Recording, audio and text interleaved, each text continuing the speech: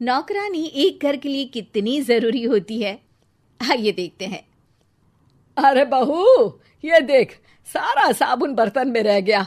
ये नौकरानी कोई काम नहीं करती, गंदा काम करके चली जाती है और ढेर सारा पैसा ले जाती है। अरे मम्मी जी, उसने तो साफ किया ही था। मेरे ही हाथ से इस ग्लास में सर्फ गिर गया था। अरे बस कर झूठी, उसे बचाने के लिए सारी जुगत लगा ले, लेकिन मैं तो इसे निकाल कर ही रहूंगी।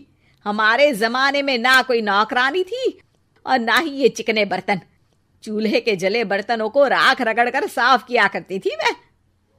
अरे माँ जी, मैं कहाँ बचा रही हूँ उसे। और वैसे भी आजकल नौकरानी जरूरत नहीं, स्टेटस सिंबल बन गया है। अब आप बताओ, मैं मुन्ना को नीचे घुमाने ले जाऊं तो लोगों से क्या बोलूं? झाड़ू पोछा खुद लगा रही हूँ। लोग सीधा यही पूछते हैं कि कौन सी नौकरानी काम कर रही है तेरे घर पर। अरे बस कर, ये भी कोई बात होती है? मम्मी जी, आप नहीं समझेंगी। शाम को नौकरानी घर आकर काम कर ही रही होती है कि सास को कहती है, माँ जी, एक बात बोलूं, बुरा न मानना। अरे वैसे तो मुझे तेरी शक्ल ही पसंद नहीं है, बात क्या खाक पसंद आएगी। अरे माँ जी, सुन तो लीजिए क्या कह रही है। तो मैंने कौन सा उसका मुंह पकड़ लिया है? अरे माँ जी, वो लाल साड़ी पहनती हो ना, ना पहना करो। सास का गुस्सा अब तो 7वें आसमान पर होता है। अरे वाह जी वाह, क्यों ना पहना करूं? और तू होती कौन है ये बताने वाली कि मैं क्या पहनूं क्या ना पहनूं?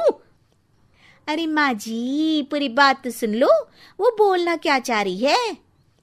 अरे बुरा न मानो आंटी जी। अरे कौन है आंटी? अपनी उम्र देखी है तूने? 2-4 साल ही छोटी होगी मुझसे और मुझे आंटी बोल रही है। बहू सर पर हाथ रख लेती है। अरे अच्छी खासी उम्र दराज हो और आंटी ना बोलूं? मैं तुम्हारी बहू से भी 4 साल छोटी हूं।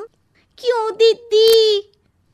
बोलती भी क्या, एक तरफ सास यानी पति की माँ, तो दूसरी तरफ नौकरानी जिसके बिना घर का काम नहीं चल सकता।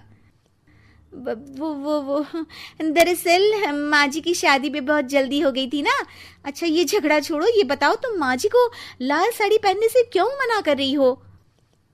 वो ना, इनकी उम्र की सारी औरतें सोसाइटी में इनके लिए बात करती हैं कि तुम्हारी सास बुढ़ी घोड़ी लाल लगाम है। बहू को ये सुनकर गुस्सा आ जाता है। अरे वाह वाह, कौन बोलता है जी? खुद क्या है यहाँ की औरतें, बाल सफेद लेकिन टाइट जींस और कोई कुछ भी पहने। अरे पहनना हमारा निजी हक है, किसी को कुछ हक नहीं बनता कि वो मेरी सास के लिए कुछ बोले। मैं आज ही जाकर माँ जी के लिए लाल जींस लेकर आऊंगी, फिर देखो कोई क्या बोलता है। अरे चुप लाल जींस। अरे सुन नौकरानी की बच्ची, जाकर बोल दे उन लोगों से कि उन लोगों की तरह मैं उड़ती नहीं फिरती हूँ घर बार छोड़कर।